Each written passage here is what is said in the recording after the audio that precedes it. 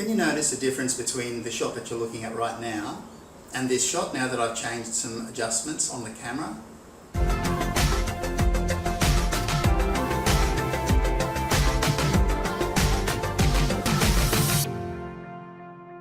The camera I'm using is just a cell phone, just a simple ordinary cell phone. It's actually an Android, a Samsung A5, but it works with any particular cell phone if you have the right app. The app that I'm using is called Open Camera, and I'll show you a little bit more about it and how you can make some simple adjustments using this free app in order to get better, more professional looking images when you're talking to camera or just when you're filming footage on your camera as well. This is Open Camera, and the interface looks pretty much exactly the same as just the standard interface you'd have on any cell phone. But the differences are that you can lock in the exposure and the focus length by using the Open Camera app. Now, if you take a look at this particular image here, you can see the light outside is quite bright, and on the left-hand side it's quite dark. So if I wanted to actually change that, I can just click up here on the top and change the auto settings by sliding this left or right. And as you can see, I can bring that right up there. Now that's fine, except that if I now just get out of that, and that's okay, but if I put something dark across the screen, for example, it will eventually change. We need to be able to lock in the exposure, so I would be able to lock that simply by pressing the lock button up here on the top next to the exposure tag. Exposure locked, as you can see, and that makes a lot of difference for starters, and of course we've got that really bright light in the background, but if I was planning to talk in this shot, I'd be standing right in front of that bright light. So the other thing that you can do is, at the moment, you can probably see if I tap the screen on, let's say, those pots next to the television, it's actually going to focus in on them.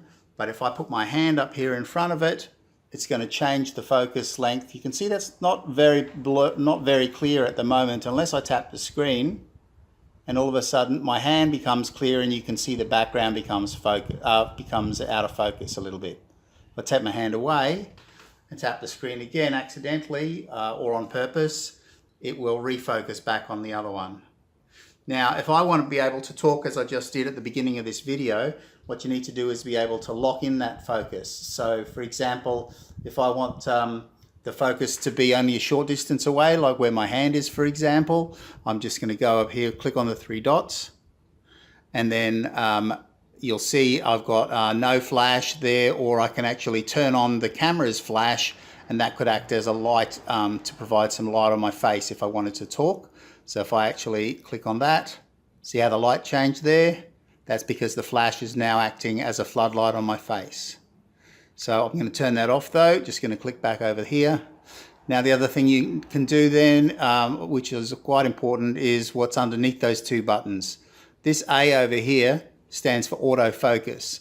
And that pretty much means that if I stand here, it's going to autofocus on me and then autofocus behind, etc., etc. We want to be able to lock in the focus. So we'll open that again.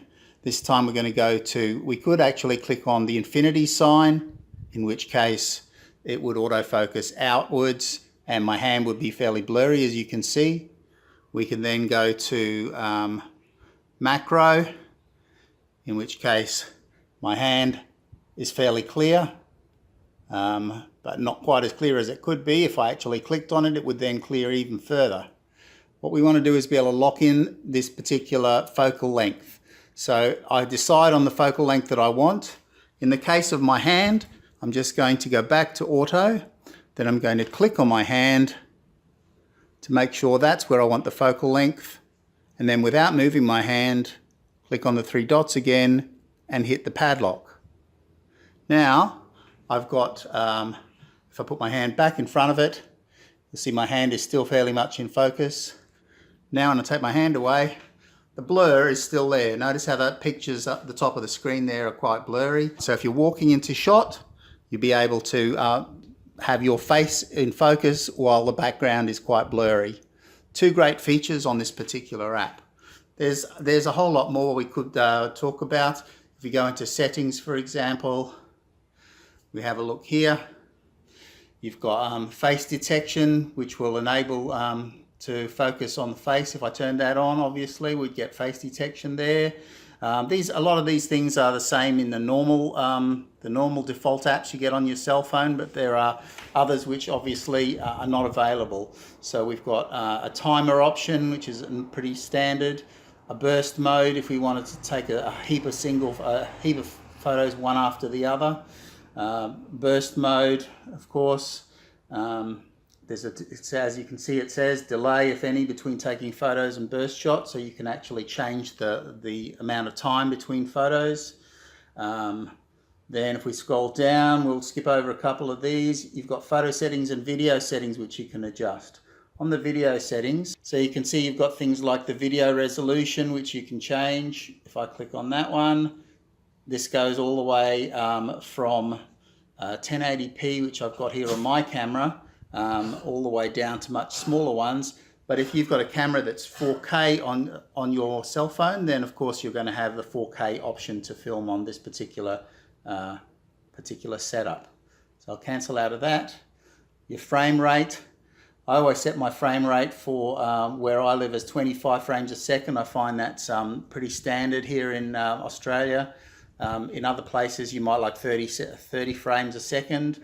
If your camera gives you the option to film more, then obviously you can increase the frame rate significantly all the way down to 120. We've got the maximum duration of the video. I like to leave mine on unlimited. I don't want to specify a particular length of time for my video. I want to be able to talk until it's finished. So I'll just leave it on unlimited, but you can see there are other options there. We can slide up and down for more. And we've got restart the video after the maximum duration. Obviously that's only if you've set a maximum duration.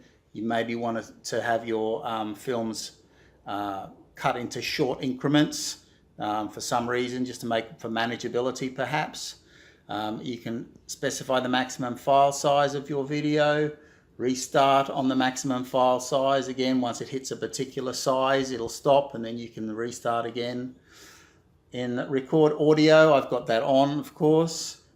In the audio source, this is important to note, if you had it on camcorder only, whoops, I clicked out of that one. So if it's on camcorder only, it's going to only record the sound from the mobile phone, regardless of whether you have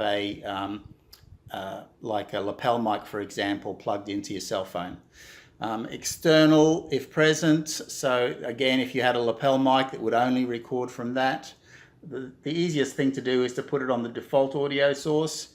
That's the one I leave it on. So if I plug a lapel mic into this, it will automatically use the lapel mic. As soon as I pull it out, it'll use the camera's phone.